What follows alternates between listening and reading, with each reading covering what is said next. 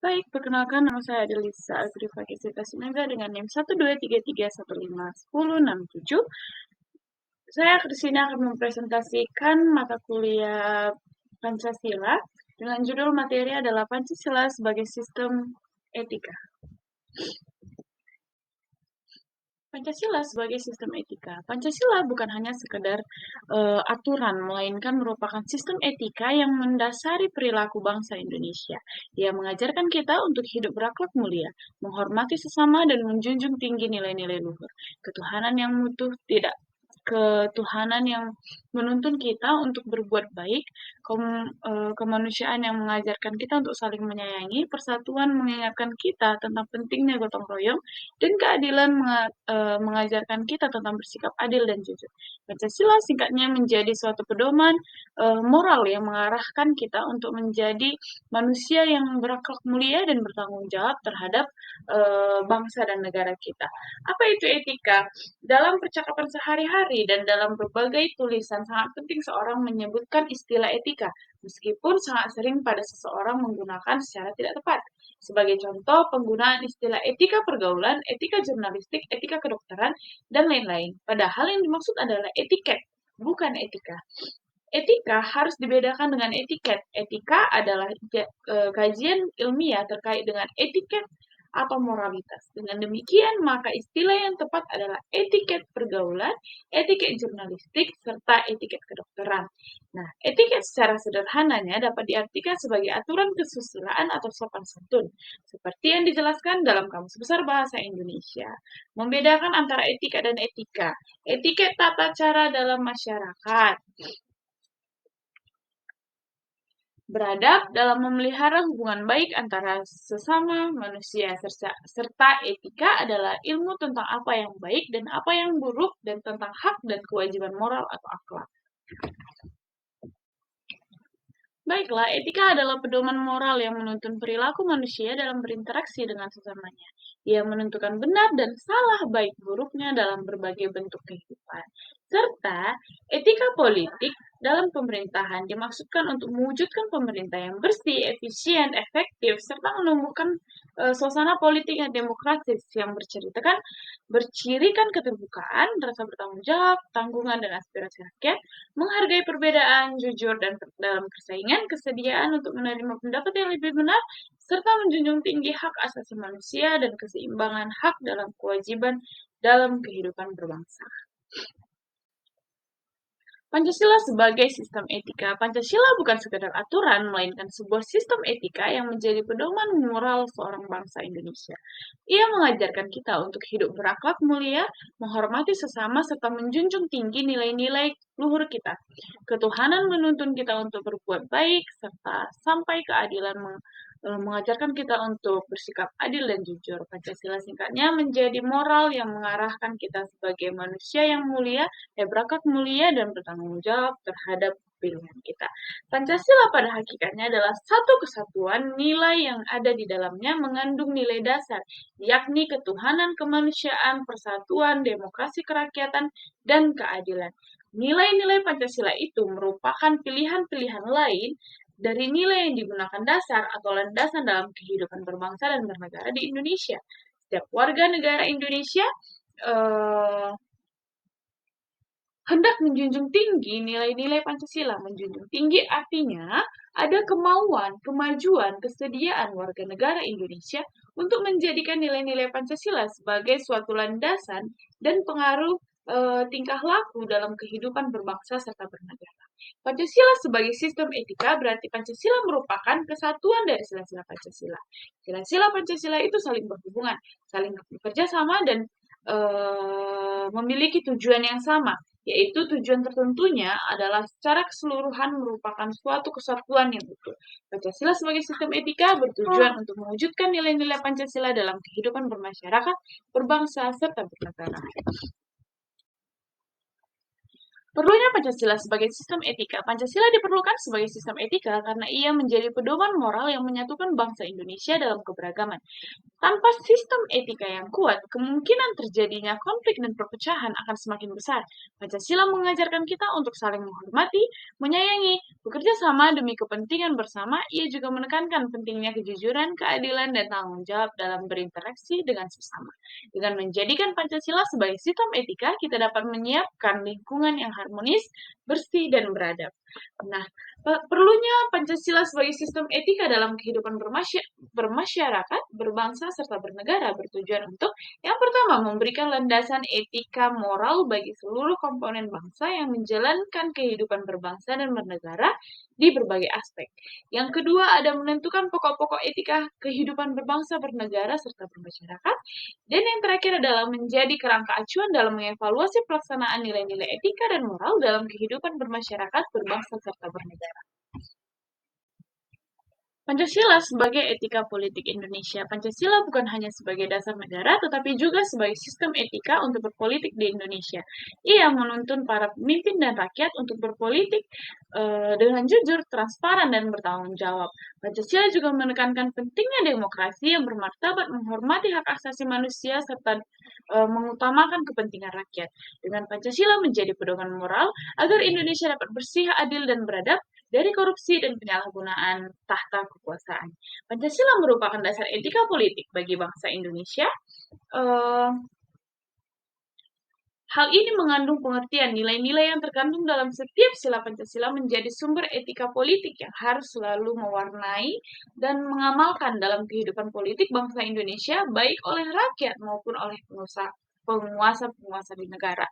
Oleh karena itu dapat dikatakan kehidupan politik yang meliputi berbagai aktivitas politik dinilai etis jika selalu berpijak pada ketuhanan yang Maha Esa, kemanusiaan yang adil dan beradab, persatuan Indonesia, kerakyatan yang dipimpin oleh hikmat kebijaksanaan dalam permusyawaratan perwakilan, serta selalu ditunjukkan untuk mencapai keadilan sosial bagi seluruh rakyat Indonesia.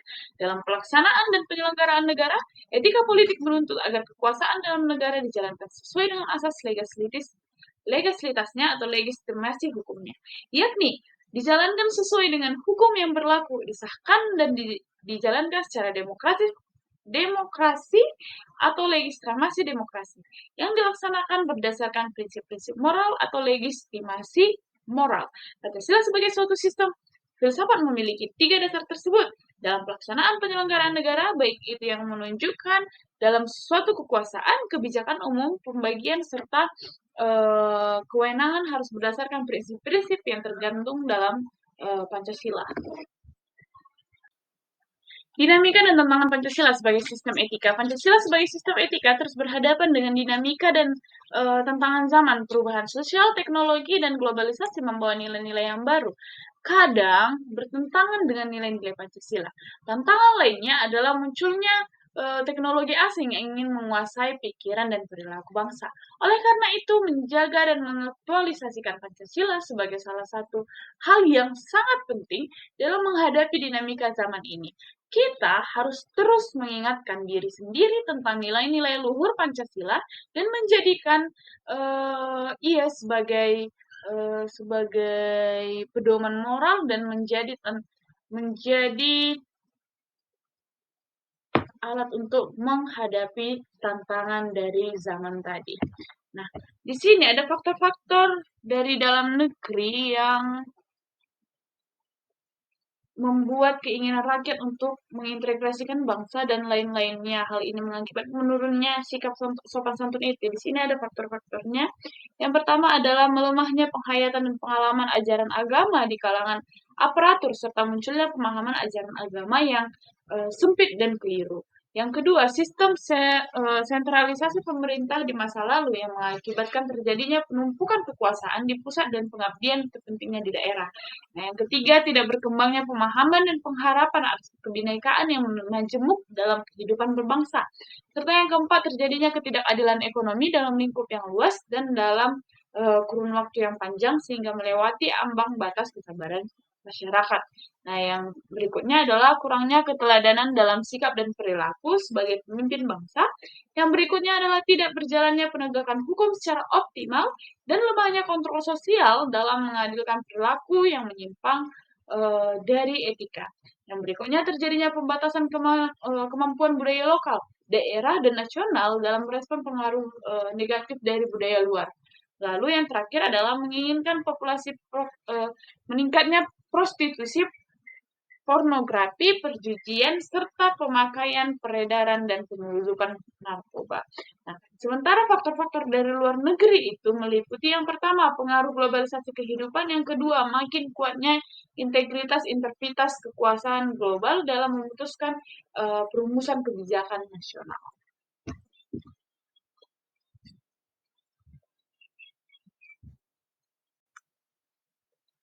Baiklah, masuk ke dalam makna aktualisasi sila-sila Pancasila dalam kehidupan bernegara. Pancasila bukan hanya teks di atas kertas, melainkan jiwa dan semangat bangsa Indonesia. Setiap sila memiliki makna yang mendalam yang harus diaktualisasikan dalam setiap aspek kehidupan berbangsa dan bernegara. Ketuhanan menuntun kita untuk menghormati kepercayaan masing-masing dalam kehidupan berakhlak dan mulia, serta sila-sila yang lainnya. Lalu, ketuhanan yang Maha Esa ini kan mengandung pengertian dan keyakinan adanya Tuhan yang Maha Esa nih, pencipta alam semesta serta istilah isi-isinya. Nah, lalu masuk keyakinan adanya Tuhan yang Maha Esa itu bukanlah suatu dogma atau kepercayaan yang tidak dapat dibuktikan kebenarannya melalui akal pikiran, melainkan suatu kepercayaan yang berakar pada pengetahuan yang benar yang dapat diuji dan dibuktikan melalui kaidah-kaidah logika. Nah, yang kedua adanya makna dari sila akualisasi sila ketuhanan yang Maha Esa dalam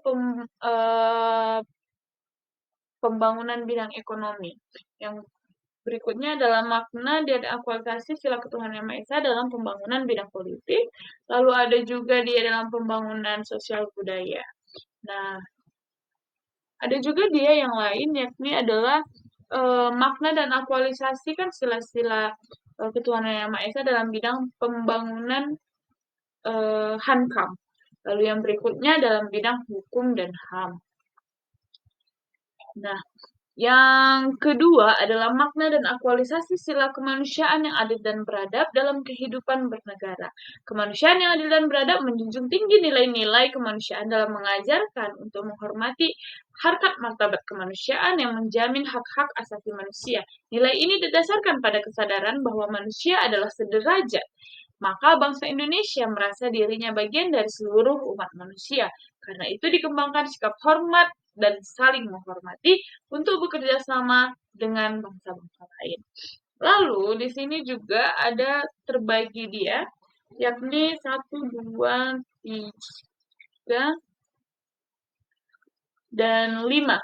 Terbagi yakni ada di bidang politik, bidang ekonomi, bidang sosial budaya juga, serta bidang hukum dan HAM. Nah, baik yang ketiga adalah makna dan aktualisasi sila persatuan Indonesia dalam kehidupan bernegara. Sila persatuan Indonesia mengandung pemahaman hukum bahwa setiap peraturan hukum mulai dari undang-undang hingga putusan pengadilan harus mengacu pada terciptanya sebuah persatuan warga bangsa. Persatuan Indonesia merupakan implementasi nasionalisme, bukan Calvinisme, yang bukan kebangsaan yang menyendiri. Nasionalisme menunjuk pada kekeluargaan bangsa-bangsa, menuju persatuan dunia, menuju persaudaraan dunia. Nasionalisme dan internasionalisme menjadi satu teknologi, yakni sosionasionalisme. Dalam sila persatuan Indonesia terkandung pula nilai-nilai negara adalah merupakan persatuan hidup bersama antara elemen-elemen yang berbentuk negara seperti satu suku, ras, kelompok, golongan, maupun agama. Dalam mengaktualisasikan sila persatuan Indonesia ini dapat dipertimbangkan berdasarkan prinsip-prinsip pemikiran yang implementasi dan pengimplementasiannya. Yang pertama, mampu menempatkan persatuan kesatuan serta kepentingan dan keselamatan bangsa dan negara sebagai pentingnya bersama di atas kepentingan pribadi serta golongan. Lalu yang kedua, sanggup dan rela berkorban untuk mempertimbangkan negara atau mempertahankan negara apabila diperlukan. Lalu mengembangkan rasa cinta kepada tanah air bangsa. Lalu mengembangkan rasa kebanggaan, kebangsaan, dan bertanah air Indonesia. Lalu memelihara ketertiban dunia yang berdasarkan kemerdekaan, pengabdian abadi, dan keadilan sosial. Lalu memelihara atau mengembangkan persatuan Indonesia atas dasar Bhinneka Tunggal Ika, serta menunjukkan pergaulan demi persatuan dan kesatuan bangsa. Di sini juga dikandung dan uh, berproses dalam pembangunan bidang politik, bidang ekonomi, bidang hankam, bidang sosial budaya, serta bidang hukum dan HAM. Lalu masuk ke makna dan aktualisasi sila kerakyatan yang dipimpin oleh hikmat kebijaksanaan dalam permusyawaratan perwakilan dalam kehidupan bernegara. Nah, makna yang terkandung dalam sila ketuhanan yang Maha Esa adalah hakikat silanya, yaitu hakikat sila ini adalah demokrasi. Yang kedua, permusyawaratan artinya menguasakan putusan secara bulat dan sesudah itu diadakannya tindakan bersama. Lalu yang terakhir adalah dalam melaksanakan keputusan yang diperlukan kejujuran bersama dalam hal ini perlu diingatkan bahwa keputusan bersama itulah sangat penting untuk merumuskan sesuatu keputusan yang penting. Di sini juga dapat membangun dalam bidang politik, bidang ekonomi, bidang sosial budaya, bidang hukum dan HAM, lalu bidang hankam. Nah, masuk ke yang berikutnya, yakni adalah makna dan aktualisasi sila keadilan sosial bagi seluruh rakyat Indonesia dalam kehidupan berbangsa dan bernegara. Nilai keadilan sosial mengamanatkan bahwa semua bangsa negara memiliki hak yang sama dan bahwa semua orang sama di hadapan hukum. Sila keadilan sosial bagi seluruh rakyat Indonesia adalah mengandung nilai-nilai bahwa setiap peraturan hukum, baik undang-undang maupun peraturan pengadilan mencerminkan semangat sebuah keadilan. Penegakan hukum dan keadilan ini ialah wujud kesejahteraan manusia lahir dan batin, sosial dan moral. Kesejahteraan rakyat lahir batin, terutama terjaminnya keadilan sosial bagi rakyat Indonesia, yakni sandang, pangan, papan, rasa keamanan dan keadilan, serta kebebasan beragama dan bernegara. Ini juga bisa membangun bidang politik, ekonomi, sosial, budaya, serta hankam atau hukum dan HAM. Baik, terima kasih. Sekian presentasi saya. Saya pamit undur diri. Bye-bye.